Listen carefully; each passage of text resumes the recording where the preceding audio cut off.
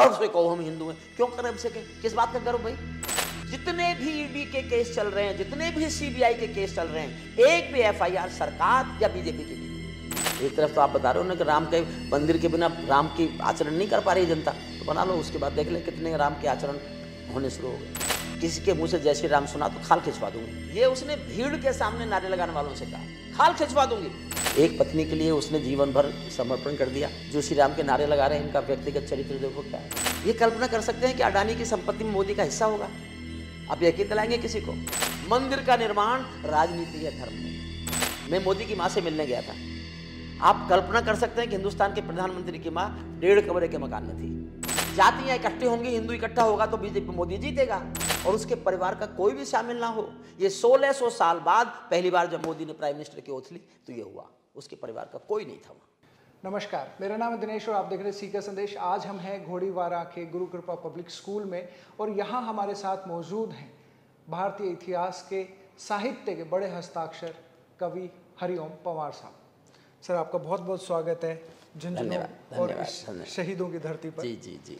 मैं सर आपसे, बहुत कम समय है, मैं आपसे ये जानना चाहता हूँ कि जब आपने काव्य पाठ शुरू किया था, बड़े बड़े नेताओं के सामने, प्रधानमंत्री लाल किले से आपने काव्य पाठ किया है, तब की और वर्तमान की राजनीति को आप किस तरीके से देखते हैं? इसमें कितना बदलाव मुझे आया? बहुत अंतर नहीं लगता, बहुत अंतर नहीं लगता। एक समय था कि तुलसीदास राम पे लिखते थे, हम आज के कवि हैं, हम काशी राम पे लिखते हैं। तो ना तो तुलसीदास बचे, हमको तुलसीदास को राम मिल गए, उन पे लिखने के लिए अच्छी उन्होंने रामायण लिख दी। हमको जैसे मिलेंगे उन पे ही लिखेंगे ना, जैसे हमें इस समय मिलेंगे नेता, उन्हीं नेताओं पे लिखेंगे। और जब कोई, देखिए मेरा एक कहना यह है, एक मैं उदाहरण देता हूँ। एक पानी गिलास का है भरा हुआ, जब एक गिलास भरा हुआ है, वो गिलास के पानी की गहराई कितनी है? 6 इंच जी। मैं उस गिलास का पानी सड़क इस पर डाल दूं, फर्श पर, वो फैल जाएगा। कितनी जगह में फैल जाएगा?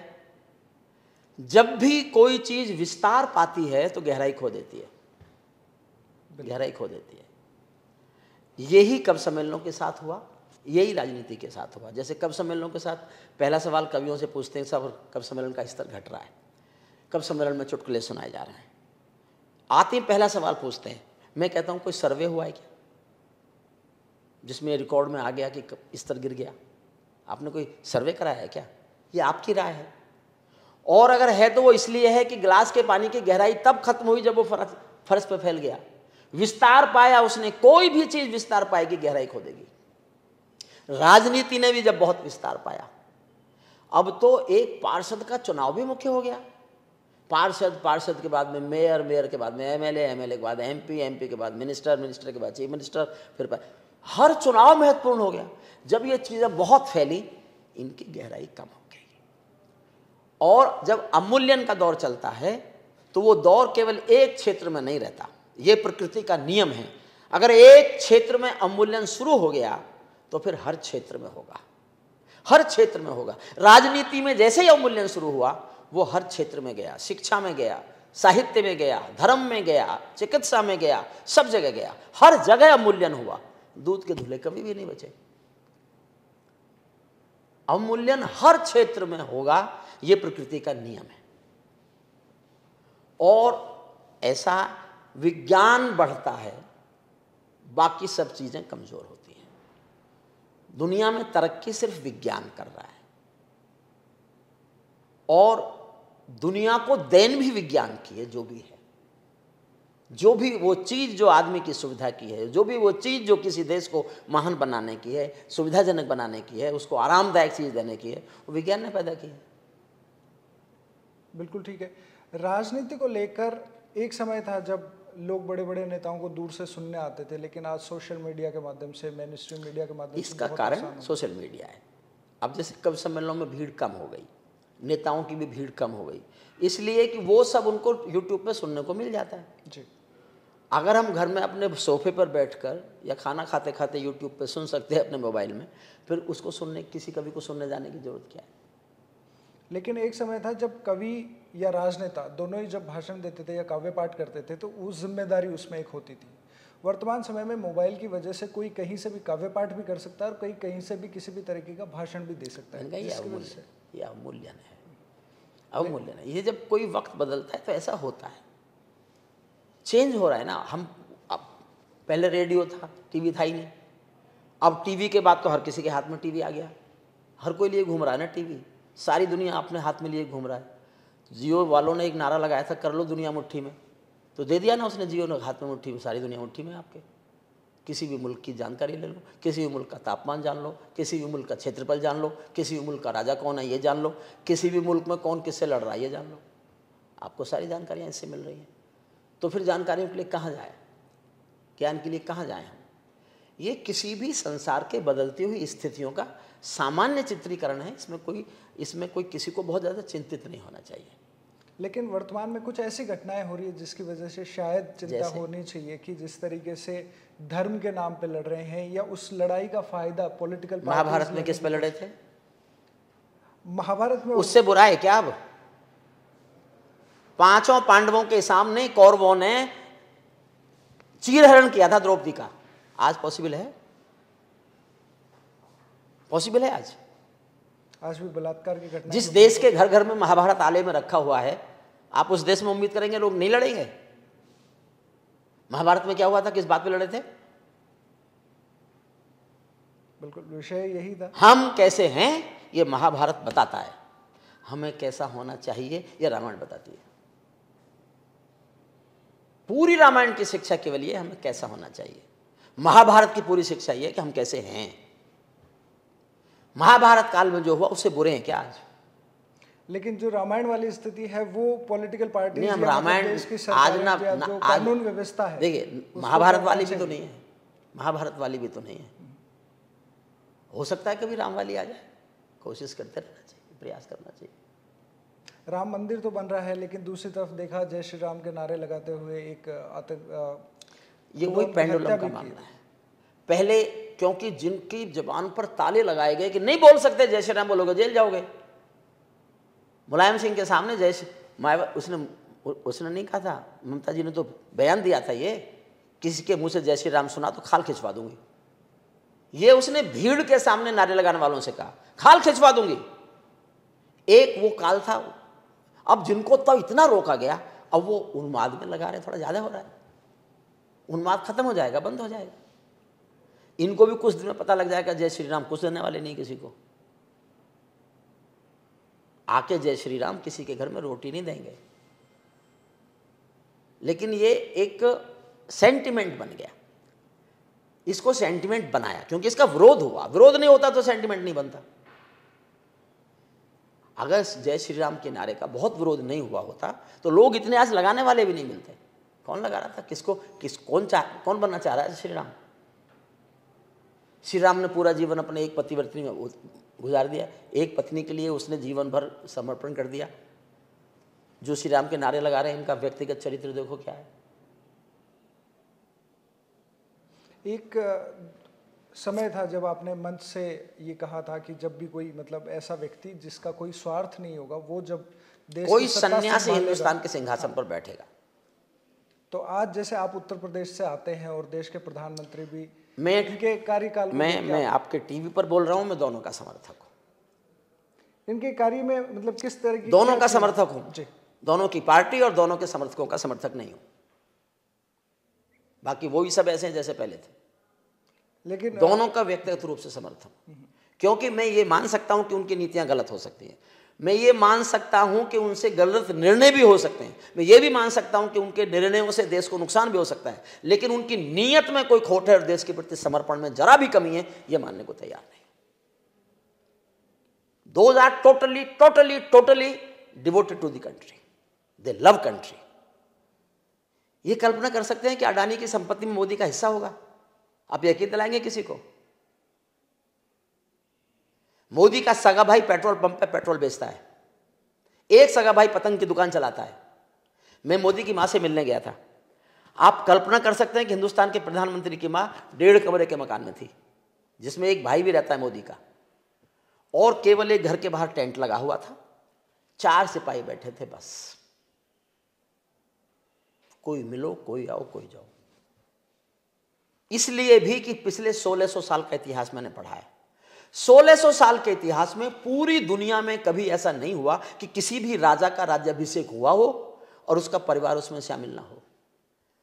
चाहे पहले, चाहे राजनीति में किसी का राज्याभिषेक हो और उसके परिवार का कोई भी शामिल ना हो। ये 1600 साल बाद पहली बार जब मोदी ने प्राइम मिनिस्टर की ओथ ली तो ये हुआ। उसके परिवार का कोई नहीं था वहां। आज भी उसके परिवार का कोई उसके पीएम हाउस में नहीं घुस सकता। बस मां को ले गया था, 1 हफ्ते बाद छोड़ाया। अभी अपनी किचन का खर्चा अपनी सैलरी से देता है। मैं मोदी जी को तब से मैं उसका व्यक्तिगत रूप से परिचित हूं जब वो हरियाणा के जनरल सेक्रेटरी थे। मैं आपको टीवी बोल रहा हूं, मैंने उनके साथ रूम शेयर किया है, सैकड़ों बार मैं उनसे मिला हूं। हमारे दर्जनों का सम्मेलन उन्होंने सामने बैठ कर सुने एज ए मुख्यमंत्री और एज ए प्राइम मिनिस्टर भी। अभी राष्ट्रपति भवन में मुझे बुलाया गया। राष्ट्रपति थे, उपराष्ट्रपति थे, मोदी जी थे, 10 मिनिस्टर थे और 25 गवर्नर थे मुझे कविता सुनाने के लिए। राष्ट्रपति ने कहा कि मैं तो बाहर सुन नहीं सकता, हरिओम को सुनना चाहता हूं। मुझे वहीं बुलाया।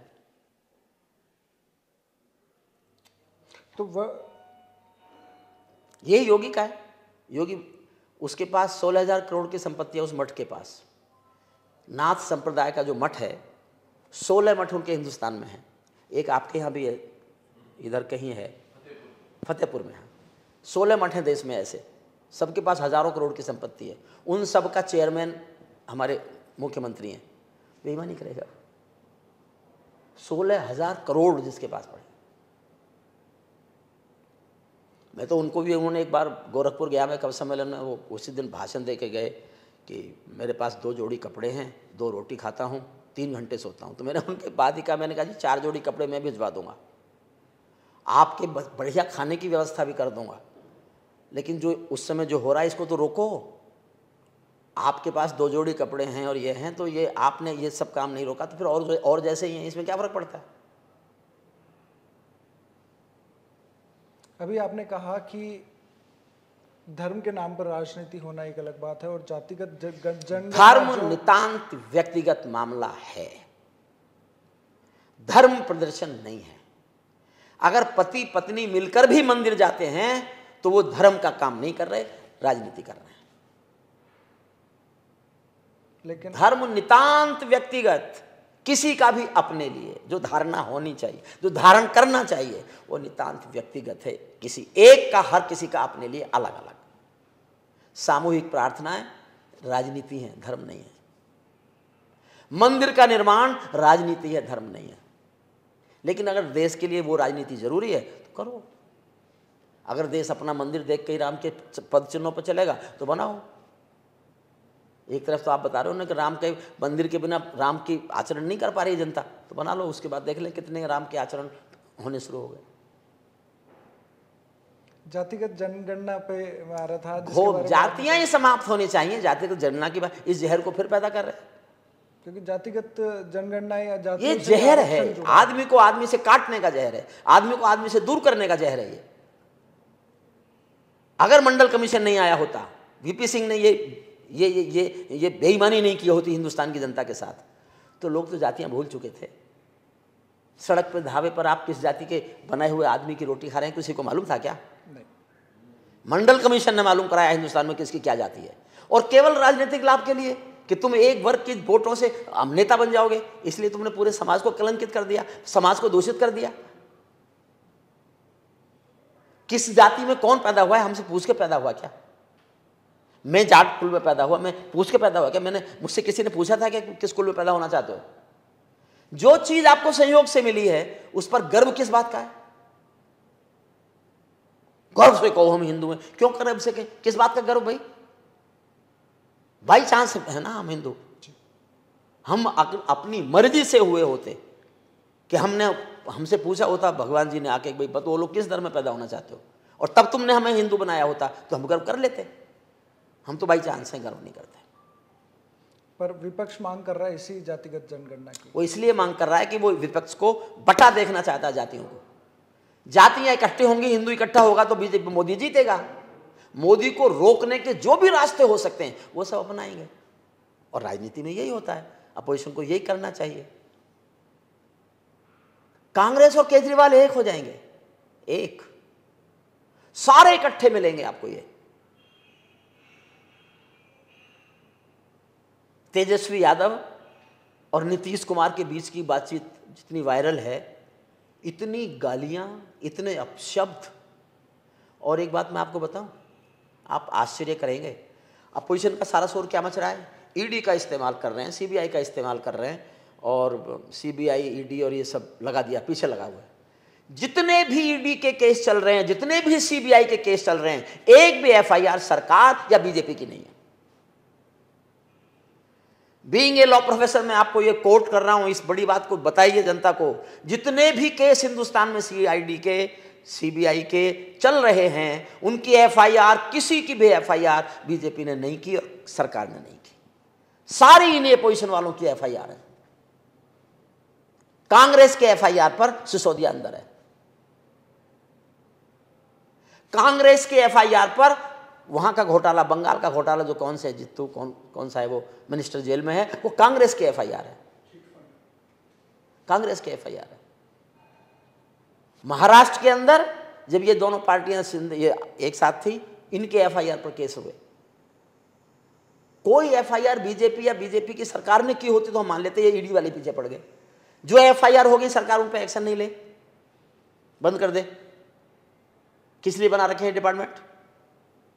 अब तक ये कुछ करते नहीं थे, अब कर रहे हैं तो दिखाई दे रहे हैं।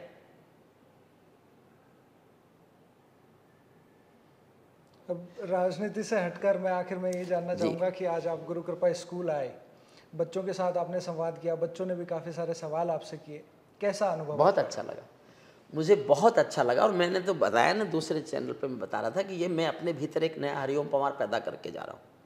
जयप्रकाश नारायण के आंदोलन में मैंने एक नया हरिओम पंवार पैदा किया था एज ए पोएट।